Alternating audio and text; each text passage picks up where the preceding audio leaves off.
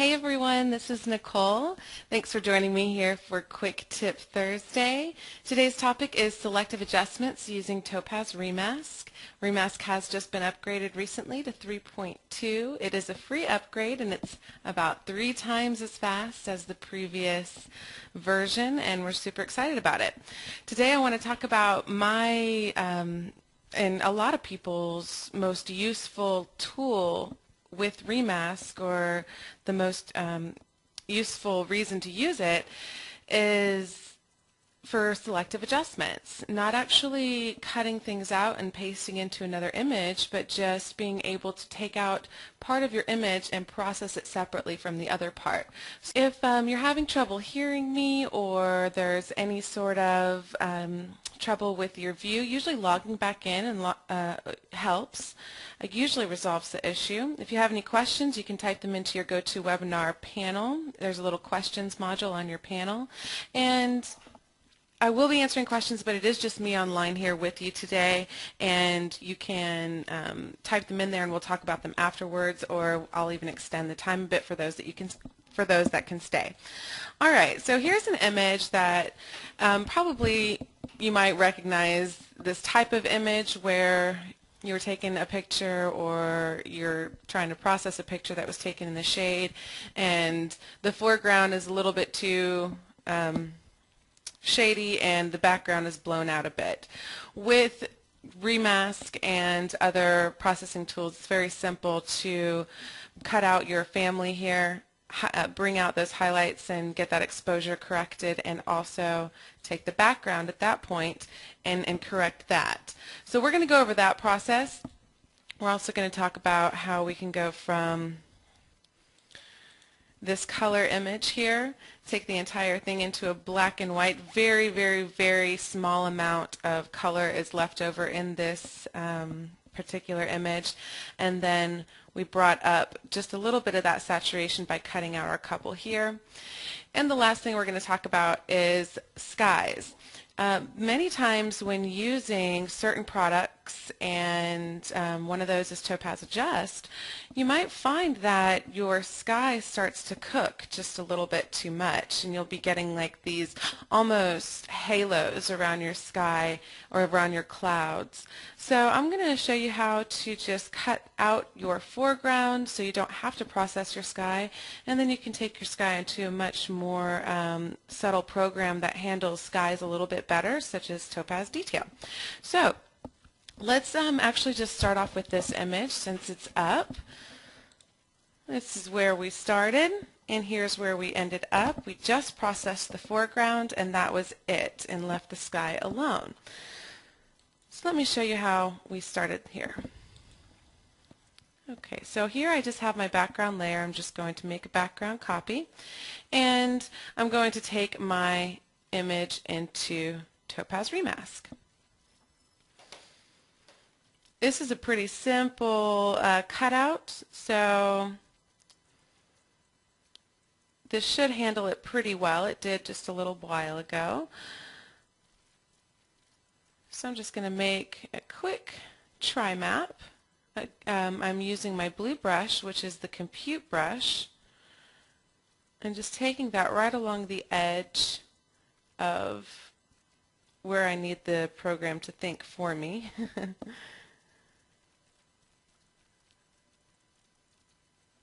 If you're unfamiliar with Topaz ReMask, you can check out Masking Made Easy, presented by Greg Rostami. I just uploaded that to YouTube, and that goes over exactly how to use the program. Today we're just going to go over some quick tips and different workflow tips here, how to do selective adjustments. So now I'm going to take my fill bucket, my red cut bucket, and cut my sky out. And after I have this very simple try map, I'm just going to say compute. And it handled it pretty well again, and I'm pretty happy. Let's just press OK and get back into the program. So now we're back into Photoshop, and it has this cutout here for me, and I'm going to tell it to apply it to the cutout, or apply the mask to the layer. The way that I'm going to do that is I'm going to right click on the mask, and I'm going to say apply layer mask. And it is now just a cutout, and you can tell that by just what happened to the layer here. Sometimes it already does process as a cutout. It doesn't come with a layer mask, and you can change that option within ReMask to tell it what to do. So if it automatically processes into just a cutout, that's great for this particular process.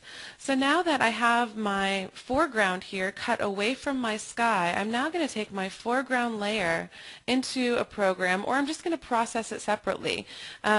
I'm just going to take it into Topaz Adjust real quick, because I think all this texture would really benefit from some, well, you can see a lot of texture here with the detail, and the color was really boosted, and I think it just did a good job coming into the program itself.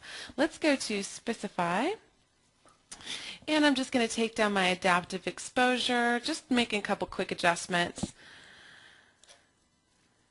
My saturation, and I'm just going to press OK. It's really not important here. Okay, so now let me show you, here's what we just did. Here's what we had before. Here's what we had after. And now our sky still looks really good. Let me show you what would have happened if we would have taken the same layer into Adjust with the sky. And this is the same setting that we just applied to the foreground is now being applied to the entire image, and as you can tell, the sky got way overcooked, and that's what I was trying to avoid. You're seeing a halo around the objects, you're seeing a dark halo around the clouds, and that's really what we were trying to avoid. So here's before, here's after. You can tell that really doesn't look great, so we avoided that. I think this is one of the best uses of ReMask, is just being able to do these really quick selective foreground versus background adjustments. If you do want to kind of boost up your clouds in a way that won't really overcook it like that, one way is to do that with detail. You can check out one of those videos later. So let's move on. Okay, I want to show you this picture of this is my brother and his family. So here's where the image started. Again, little the sky or the background's really blown out. They're not looking great either. And here's where we ended up very quickly, which is a much better image. All right, so let's go ahead and start from the beginning here. Let me get rid of a few of these copies. Sorry about that. Okay. Now I'm going to take my background copy. It's actually a denoised copy. I'm going to take that into Topaz ReMask.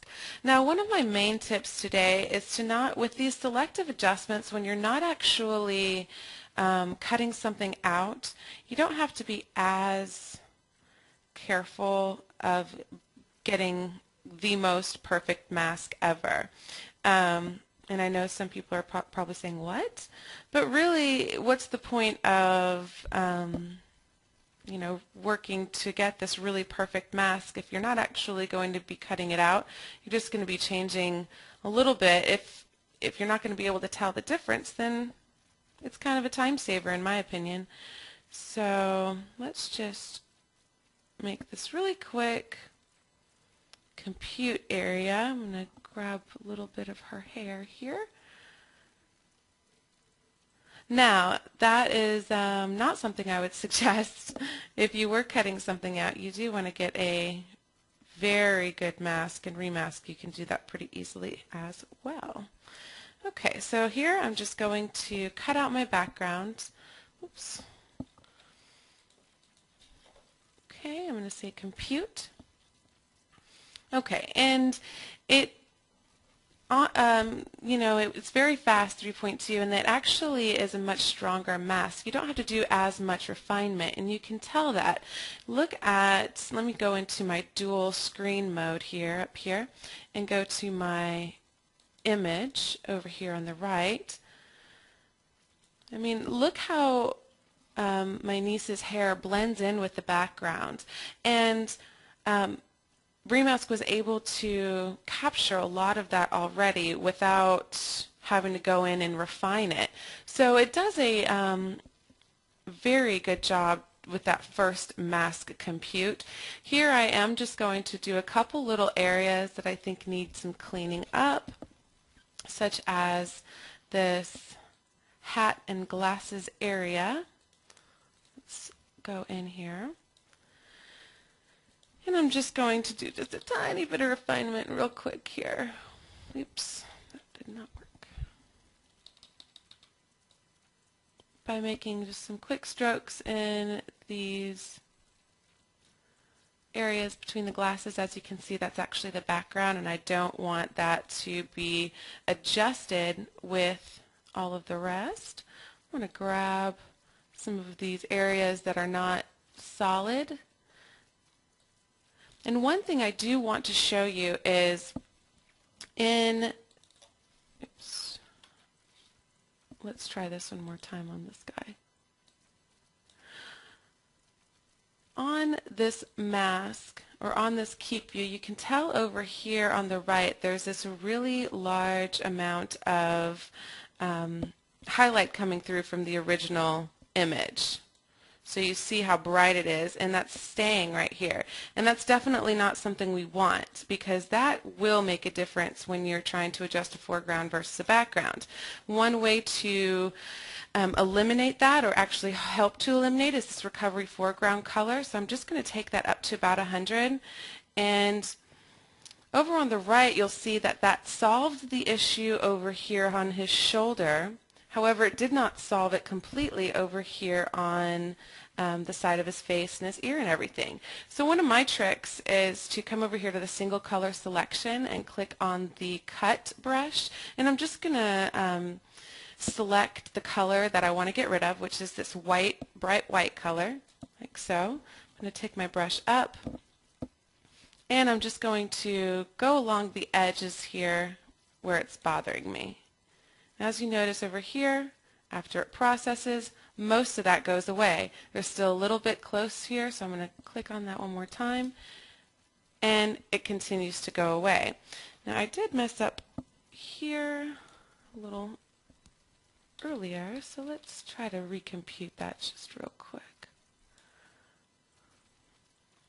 Okay, so you get the idea, just to not necessarily make it perfect, but those little things are important. Let's see, over here on the right, we could still continue to refine, especially up here on the hat, but I'm actually just going to go back into Photoshop because we're getting low on time. So let's press OK. And now I have my cutout. I'm going to do the same thing, and I'm going to apply my layer mask, and it's going to apply to the layer, and now you'll see that you actually have a cutout and not just a layer mask. And I'm going to take this particular layer, I'm going to take that back into Adjust as well. You can take it into curves within Photoshop. You can adjust that however you would like. I'm just choosing to use Topaz Adjust because I enjoy it, and I've already made a I've already made a preset. So let me just click on that and press OK. All right, let's come to the next layer below it, and now I'm going to look at just the background. I'm not going to care about the foreground at all. Oh, that was the wrong one. Whoops.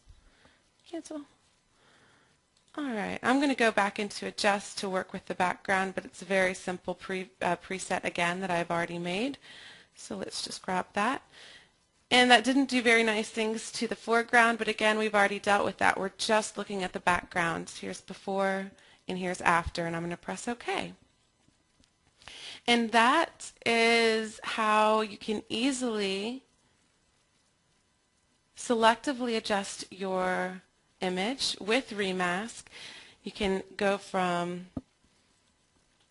here to here in almost no time at all. So what was a pretty unusable image, something I wouldn't want to put on my wall, I've now taken that to a pretty nice image that I'd be happy to give to somebody. So I hope that helps, and I hope you've learned something that you can put into your workflow. We are running out of time, so I do have some questions coming through, so I'd like to continue and answer those questions. If you'd like to stay online with me, you are welcome to. Okay. Victor was saying he always calls that Spicify, the preset and adjust. And you know, Victor, it goes both ways. I don't know why I started calling it Specify. That's just what we do here.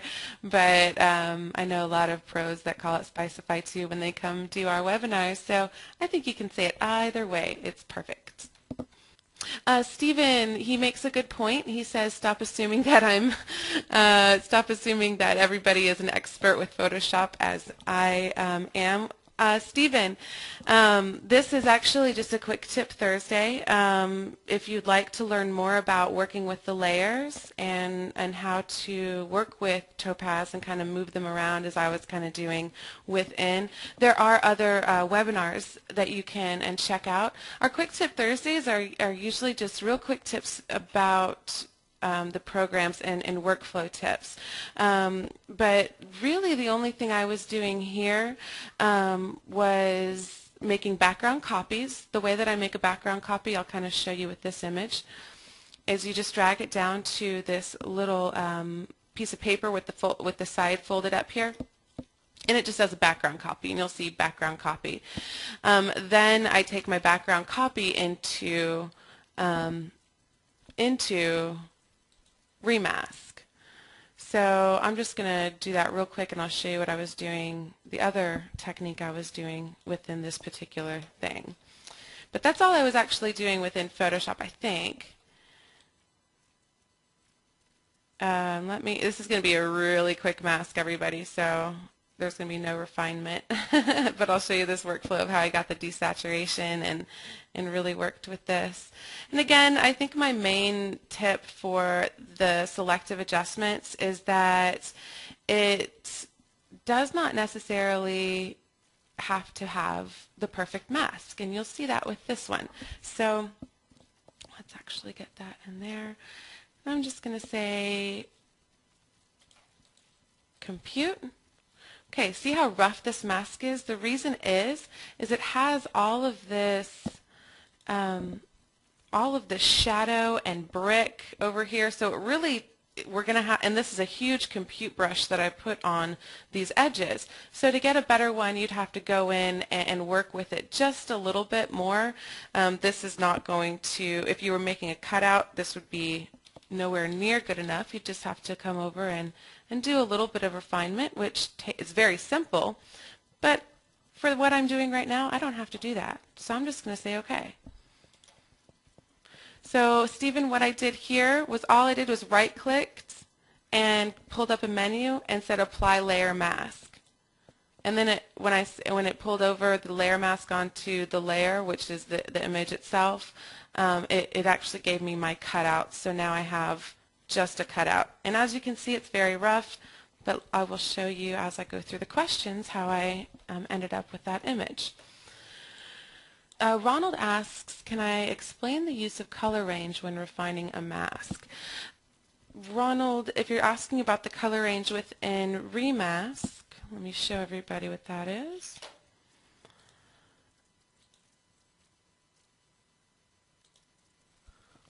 Over here you have color range. Whenever you are working with the refinement tools of your single color selection, so like I did on that picture of my brother, how I took off that really bright side of his face. And remember how it only took off the really bright part and didn't quite reach the little bit more bluish part that was on the top end of his face.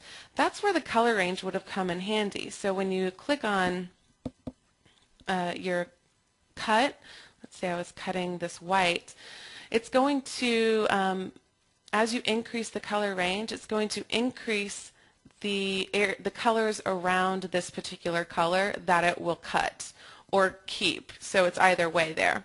But this color range is specific to the single color selection. It does not go to the other refinement tools. So I hope that kind of explains it a little bit further.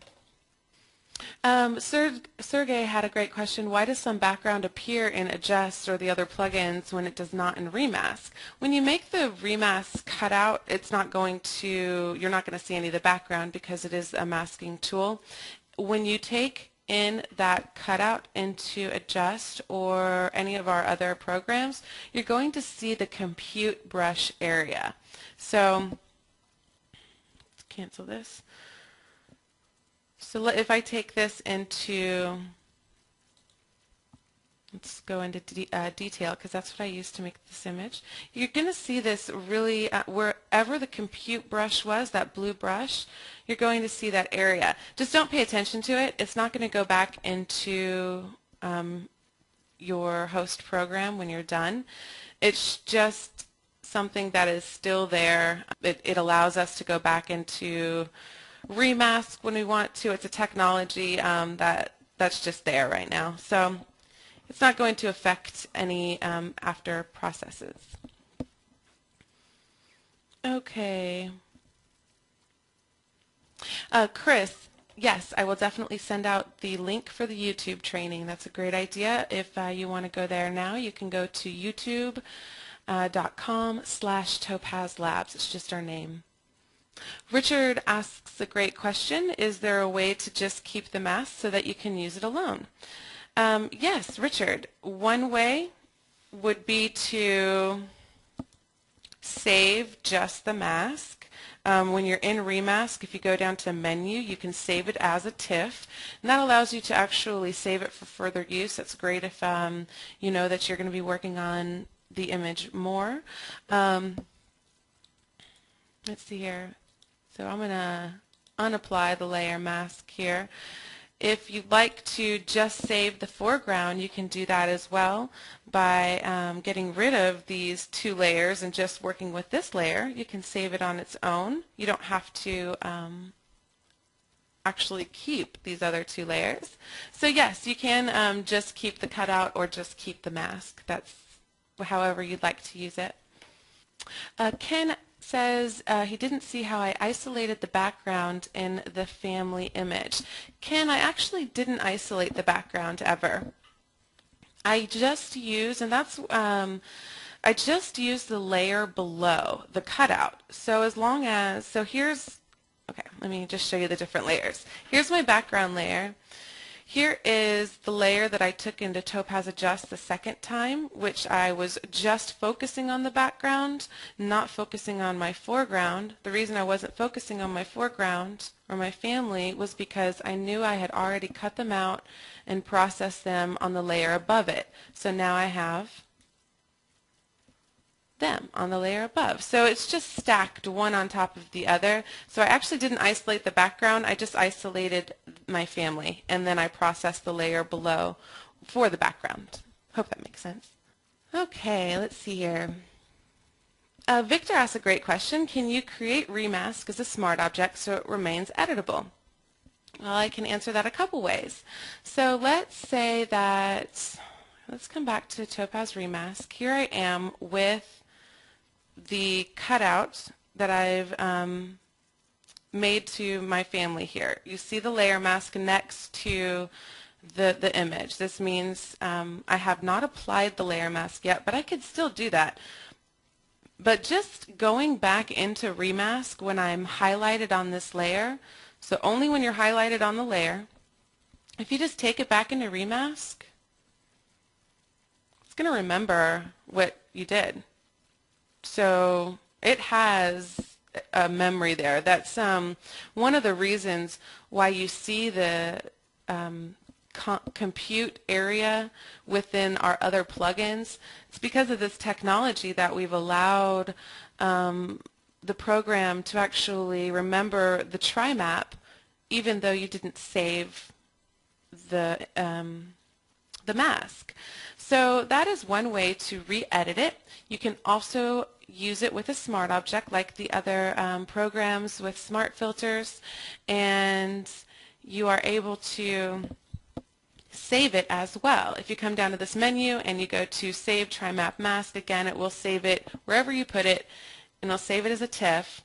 And then whenever you come back, if for some reason you've lost this, if you didn't save the original image, you know, things happen, you can load that trimap mask back in and you're good to go. So I always say save it especially if it's a really difficult mask that you've worked on for a while. You don't want to lose all of that information and have to do that again. It's pretty frustrating. So you can re-edit it that way, all three ways, and you can turn it into a smart filter as well.